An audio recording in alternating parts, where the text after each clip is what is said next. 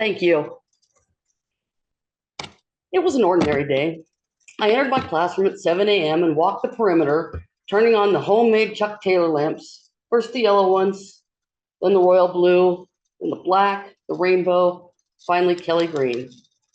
See, I hated fluorescent lighting, and these were perfect substitutes, creating a warm environment for my kids. And it worked. Students often came to my room for comfort, advice, and empathy. It was Corey on this particular day who trudged in and plopped down in the desk chair, filled with angst as only a teenager in love could possess. My girlfriend just broke up with me in an email.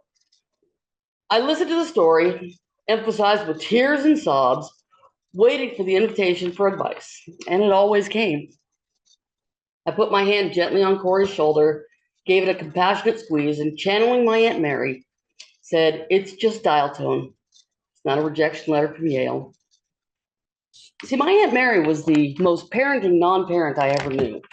Her presence in any room was known by her body walk and her boisterous laughter, brilliant green eyes. She was an unmistakable sage archetype to everyone who knew her, and especially to those of us who loved her.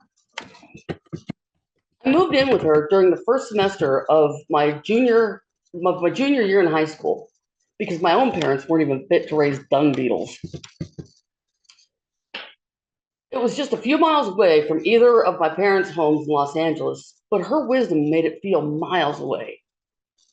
I remember the first time she uttered her calming statement in my presence. Her boss was on the other end of the phone, excuse me, and Mary said, empathetically and with a hint of sarcasm, "It's just dial tone. We're not surviving a natural disaster." And then they chuckled and went back to the issue at hand. I thought she was referring to just the noise, as it was her job at Pacific Bell to be concerned with dial tone. She decided the of a regular dial tone, the of tapping into a second line, and the beep, beep, beep, beep of a line that's always being used. When I approached her with any normal personal tragedy, I'd get her compassionate, "It's just dial tone." I came home from school one day after an embarrassing history presentation about the beginnings of World War II and how recent news was telling a story of a similar story and thinking with this skill set, I'm going to fail at life. I couldn't even get the Churchill quote correct. "Those who fail to learn history are doomed to repeat it." She gave my shoulder a warm hand hug and said, "It's just dial tone. We're not actually preventing World War III. My first divorce brought me back to Los Angeles and to her wisdom. I had recently returned home from Korea, headed to Northern California to Beale Air Force Base, and had no idea how to tell that ego-driven jerk to go back to hell, without saying that.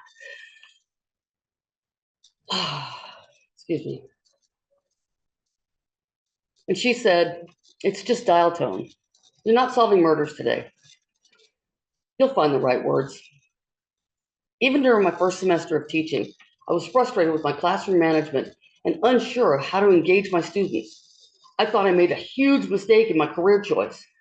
It wasn't yet a year since she had passed, and her smiling, reassuring voice lingered in my mind. "It's just dial tone.